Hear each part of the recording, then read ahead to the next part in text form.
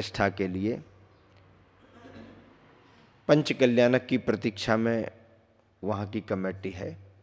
कार्य निरंतर योजनाओं में आगे आगे बढ़ रहा है। सहस्त्रकोट जिनालय का भी शिलान्यास होने के बाद में कार्य बहुत प्रगति पर है। ये सभी जब संपन्न होंगे तो पंचर कल्याणक होगा। अभी तैयारी में लगे हुए हैं। इन दिनों में आचार्य श्री ने अनेक निर्देश संघों को दिए। संघों के विहार भी विभिन्न विभिन्न प्रदेशों में हुए। 2006 का चतुर्मास आचार्य श्री ने हम लोगों का महाराष्ट्र के नागपुर में संपन्न कराया। नागपुर में समाज ने चतुर्मास की स्थापना बहुत अच्छे तरीके से कराई। पहला कलश रखने का सुयोग स्वयं बनाया सतीश भाई कोयले वाले परिवार ने। सतीश जी नागपुर में रहते हैं। बड़े भाव से उन्होंने कलश स्थापना कराई। बाकी और कलश भी अन्य परिवारों ने लिए। सिद्ध चक्र महामंडल विधान के साथ ही चातुर्मास की स्थापना बहुत अच्छे से समाज ने संपन्न कराई। और चातुर्मास के जैसे कार्य पर्व त्योहारों से लेकर के प्रारंभ होते हैं वह सभी वहाँ पर भी हुए। खास बात वहाँ की ये रही कि पर्वराज पर्यूषण में समाज ने तय किया कि मोहल्ले से बाहर निकल करके पर्वराज पर्यूषण और संस्कार शिविर संपन्न करेंगे। और चिटनीस पार्क करके नागपुर का एक बहुत बड़ा स्थान है। बड़े बड़े नेताओं की सभाएं वहाँ पर होती हैं। मतलब हार्ट ऑफ द सिटी पूरे नागपुर का बहुत बड़ा ग्राउंड है। वहाँ रखने का भाव किया। मैंने तो मना भी किया, क्या ज़रूरत है उतनी दूर जाने की। मंदिर यहाँ पर है, वहाँ पर जा कर के इतना सब क्या करोगे। बोले हम लोग तो सुनते ही हैं, वहाँ पर जैन जैनेतरों को लाभ मिलेगा। कैलीबाग मंदिर पास पड़ता है तो मंदिर की वंदना होती जाएगी। रुकने को वहाँ पर खाली मकान जैन समाज के हैं, रुक जाएंगे। संस्कार शिविर के लिए धर्मशालाएं खाली पड़ी हैं, उपयोग हो जाएगा। ऐसा करके तैयारियां की। पर इतने बड़े कार्य को संपन्न करने के लिए गुरुवर आचार्य श्री का आशीर्वाद लेना पड़ता है। कमेटी को संकेत दिया कि भैया मंदिर तक की बात तो ठीक है, इतना बड़ा कार्य आप करोगे तो आचार्य श्री का निर्देश आशीर्वाद लेकर के आओ। आचार्य श्री संकेत देंगे तो ही अपन आगे बढ़ेंगे, अन्यथा नहीं। अमरकंटक कमेटी पहुंची। आचार्य श्री भी प्रश्न कर लेते हैं क्या जरूरत है वहां ले जा करके कराने की। आचार्य श्री थोड़ा सभी जनों को प्रवचनों का लाभ मिलेगा और समाज भी सभी एक मोहल्ले की तरफ नहीं आ पाती है। वो ऐसा स्थान है कि सभी मोहल्लों के लिए सेंटर पड़ जाता है। सभी कॉलोनियों से लोग आएंगे समाज के, तो वहाँ पर कराने का भाव है। और महाराज जी ने तो कहा है कि जब तक आचार्य श्री का आशीर्वाद नहीं होगा कुछ करेंगे नहीं। तो हंसने लगे आचार्य श्री। हाँ ऐसा ही होता है, ठीक ठीक है, पूछताछ करके कोई असुविधा तो नहीं होगी। और आशीर्वाद दे दिया। यहाँ पर बुकिंग करा दी, तैयारियां हो गई। लेकिन सबसे बड़ी समस्या क्या आकर के खड़ी हो गई कि उस समय उस वर्ष महाराष्ट्र में चिकुनगुनिया का प्रकोप बहुत तेजी से बढ़ा। एक बीमारी जैसी फैली चिकुनगुनिया। उसका नाम ही चिकुनगुनिया, पहली बार सुना। कौन सी बीमारी। पर उसकी शुरुआत जब होती है तो हाथ पैर में दर्द, एकदम बुखार जैसा आ जाना। और इसका तो कोई मुझको अंदाज नहीं था। पेपरों में पढ़ते रहते थे चिकुनगुनिया फैल रहा है, महाराष्ट्र में फैल रहा है, ऐसा ऐसा हो रहा है। एक दिन आहार करने को गए एक चौके में, और आहार करके हम जैसे ही बैठे हाथ पैर में दर्द आ गया। क्या बात है भाई, क्या हो गया। हाथ पैर में दर्द जैसा हो रहा, लगा कोई थकान होगी, कुछ ऐसा वैसा होगा। आगे वापस आहार हो गया था। दोपहर तक देखो क्या होता। दोपहर में और जोर पकड़ने लगा।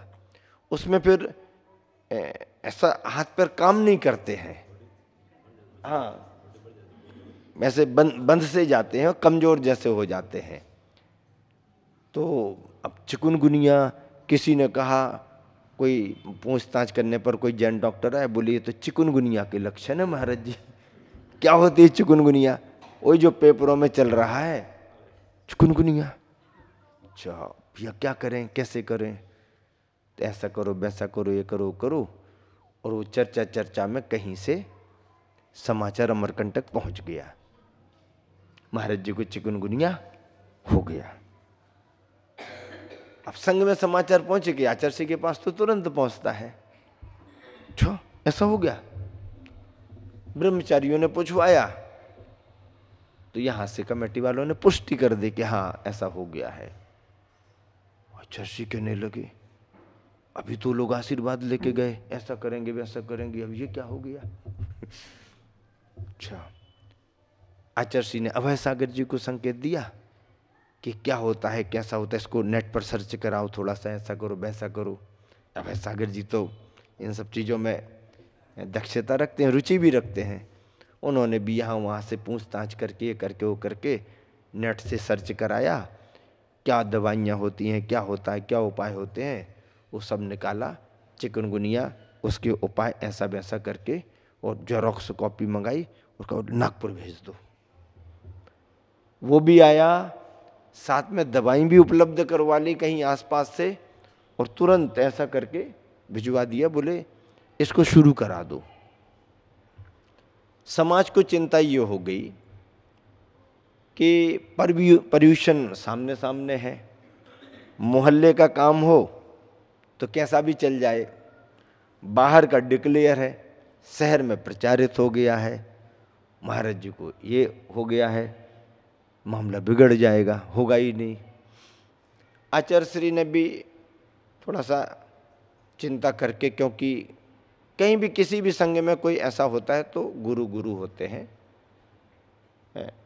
मार्गदर्शन भी देते हैं, उचित उपाय भी बताते हैं। आया, और जो आया तो मैंने तो कहा भैया डॉक्टर जो कहें वो छोड़ो, अमरकंटक से आचार्य श्री ने जो भिजाया है वही अपन लेना शुरू करते हैं। लिया, कमेटी वाले आ गए, महाराज जी आप कहो तो कैंसिल कर दें, ये कर दें, वो कर दें। हमने कहा देखो भैया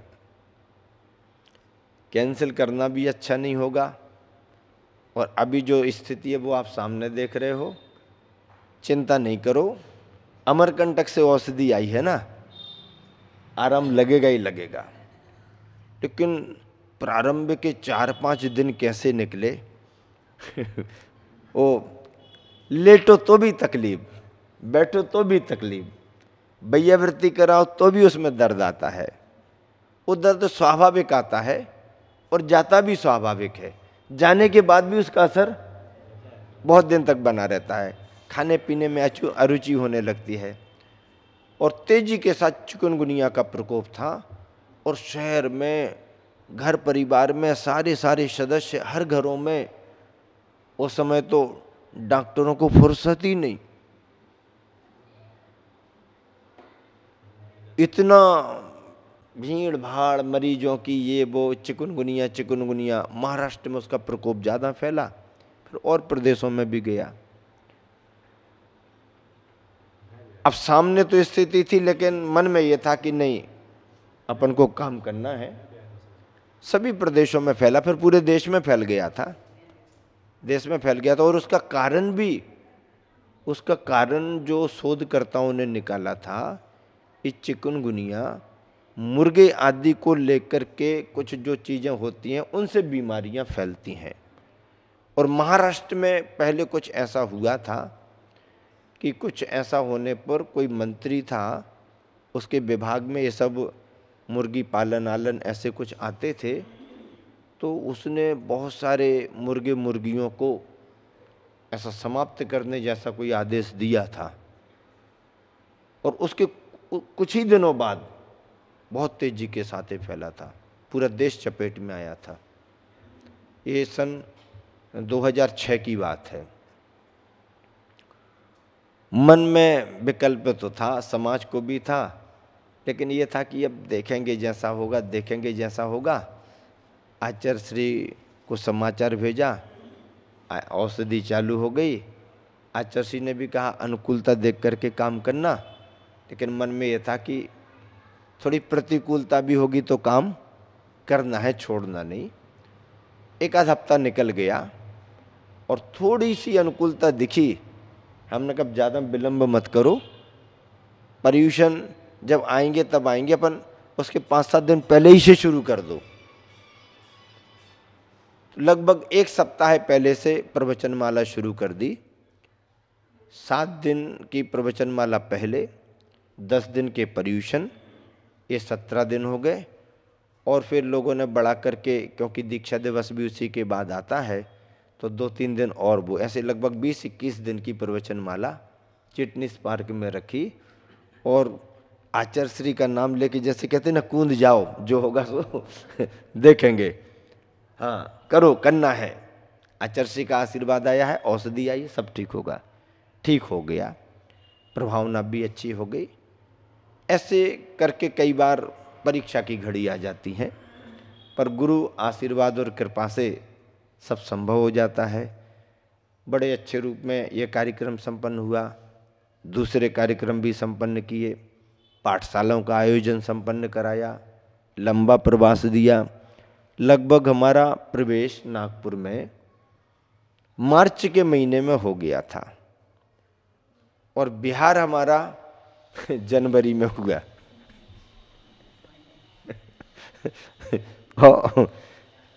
लेकिन इतने समय में नागपुर का कोई ऐसा बड़ा मोहल्ला, बड़ी कॉलोनी नहीं बची जहाँ पर हमने जाकर के समय ना दिया हो और समाज को पाठशाला की प्रेरणा ना दी हो। पूरे नागपुर शहर में जहाँ जहाँ भी मंदिरों की सुविधा बनी, जहाँ जहाँ भी अनुकूलता रही, छोटा हो चाहे बड़ा स्थान हो, सब जगह गए और सब जगह प्रभावना बढ़ाई। समय लगता है, नागपुर छोटा मोटा शहर नहीं है, महानगरों में महानगर माना जाता है। जैसे आपके राजस्थान में जयपुर वगैरह बड़ी सिटी मानी जाती हैं, ऐसे महाराष्ट्र में बम्बई, पूना, नागपुर बहुत बड़े स्थान हैं। अच्छा लंबा प्रवास दिया, उपलब्धियां भी खूब हुई। आचार्य श्री को भी लगा कि हाँ लंबा समय दिया है तो कार्य भी बहुत बड़े हुए। आचार्य श्री से आशीर्वाद मंगाया, संकेत, तो आचार्य श्री के मन में जो भी रहा हो और कहा वहाँ तक पहुँच ही गए हो, मुक्तागिरी पास में है, मुक्तागिरी की वंदना कर लो। अब सोचा सिद्ध क्षेत्र है और मन में ये भाव भी रहा कि मुक्तागिरी में आकर के ही तो हमने संघ में एडमिशन लिया था, संघ प्रवेश हमारा मुक्तागिरी पर हुआ। उसके बाद ब्रह्मचारी अवस्था से लेके अभी तक हमारी वंदना नहीं, मुक्तागिरी की वंदना तो कर ही लो। मुक्तागिरी के भाव से गए, सिद्ध क्षेत्र की वंदना की। लगभग 10-15 दिन वहाँ पर प्रवास किया। 3 दिन पहाड़ पर 3 उपवास करके रहे। हाँ, पहाड़ पर ही रहे 3 दिन। मूल नायक जो पारसनाथ मंदिर है उसके बाजू में एक मंदिर और उसके और एक छोटा मंदिर है, उसमें केवल एक छोटा सा गेट है, कोई खिड़की नहीं, कोई दरवाजे नहीं। बस ठंड बहुत पड़ती थी, जंगल का मामला था, तो वहीं पर एलक जी आहारचर्या को नीचे जाते थे, लेकिन आहारचर्या करके फिर दोपहर में ऊपर आ जाते थे, रात वहीं रुकते थे, फिर सवेरे वो नीचे आहारचर्या को जाते थे। 3 दिन हम ऊपर ही उपवास करके रहे। मन में आया था कि तेला करके ऊपर ही रह करके देखें कैसा लगता है। दिन तो समझ लो वंदना भी होती, अभिषेक भी होता, अच्छे से निकलता था। आसपास के मंदिरों में धूप में बैठो, कहीं भी बैठो, वंदना करो, स्वाध्याय करो, माला फेरो। रात में सुनसान होता था, पुजारी भी नीचे चला जाता था, कोई भी नहीं। चौकीदार वगैरह जो रात बात में कहीं कोई आते जाते रहे उतना तक, बल्कि चौकीदार भी निश्चिंत रहते थे, कोई आना जाना भी नहीं, रात में रहते थे। अब रात में हवा चले या खरखराहट हो तो ऐसा रहता है। ब्रह्मचारी साथ में रहता था, हम दोनों महाराज एक ही मंदिर में बीच में प्रतिमा इस तरफ एक पाटा, इस तरफ एक पाटा, बीच में ब्रह्मचारी, इतना सब इंतजाम। शाम शाम को जो भी कर्मचारी पुजारी, बाबा जी दरवाजे बंद कर लेना और बाहर निकलना हो तो ब्रह्मचारी भैया को उठा लेना, उनके पास टॉर्च रख दी, उजाला करके बाहर निकलना, ज़्यादा दूर नहीं जाना, ऐसा वैसा बता के जाओ। आप तो पहाड़ पर ही रहते। रात में जब निकल करके कभी देखो तो ऐसा सुनसान, बिल्कुल सन्नाटा भी लगता और ऐसा आनंद भी आता कि कोई आवाज़ नहीं, कोई कुछ नहीं, गाड़ी वाहन नहीं, शोर शराबा नहीं। रात ऐसा करके कुछ कार्यक्रम वगैरह भी थे क्षेत्र वालों के, वो भी संपन्न कराए। आचर्षी का संकेत मिला, थोड़ा आसपास बिहार कर लो। अंजन गांव सुरजी गांव एक पास में, जहाँ के टोपरे जी योगाचारी अपने यहाँ पर आए थे शिविर में, संस्कार शिविर में, और वह वैसे भी अपने प्राचार्य पद से रिटायर हैं, योग में दक्ष हैं, प्राणायाम कराते हैं, अपना योगदान देते हैं। वहाँ पर संगई परिवार वगैरह पुराना परिवार है, महाजन परिवार, संगई परिवार, खंडारे परिवार आदि आदि सभी लोगों ने हमारे को रोक लिया। अष्टानिक में ही रुकना, 8 दिन तो रुको कम से कम। 8 दिन रुकने के मन से रुक गए, लेकिन वहाँ पर भी शिक्षक बहुत हैं। जैन समाज का एक बहुत बड़ा स्कूल है, सीता संगई करके स्कूल, उसमें जैन शिक्षक, अजैन बंधु भी है, लेकिन जैनों की बहुलता से जैन शिक्षक बहुत हैं। और जो उस स्कूल में सर्विस के लिए जाते हैं, फिर वो वहीं मकान बना करके रह जाती है, वहाँ की विशेषता भी है। रिटायरमेंट के बाद फिर कहीं जाते नहीं। गांव है, अच्छा है, 3 मंदिर हैं। युवाओं ने, कार्यकर्ताओं ने इतना ध्यान रखा। टीचर वर्ग था, धीरे धीरे परीक्षाएं से फ्री हुए, छुट्टियां हो गई। अब शिक्षक वर्ग सब क्लासें वगैरह, तो ऐसा करके इतना अच्छा लगा। और लेखन भी ऐसा हो गया, क्योंकि नागपुर जैसे महानगर से व्यस्तता से निकल के और छोटी जगह पर रहो, पढ़ाई लिखाई को अच्छा समय, जंगल बिल्कुल पास में, ऐसा करके मन लग गया। लगभग 3-3.25 महीने 8 दिन को गए थे और रुक गए। स्वाध्याय, स्वास्थ्य, आहारचर्या, पढ़ाई लिखाई खूब चली, लोगों ने लाभ लिया। चतुर्मास की भावना से जब आचर्षी के पास समाज गई तो आचर्षी हंस करके कहने लगे, गर्मी का चतुर्मास तो करा ही लिया आपने, गर्मी का तो चतुर्मास हो ही गया, अब क्या चतुर्मास हो।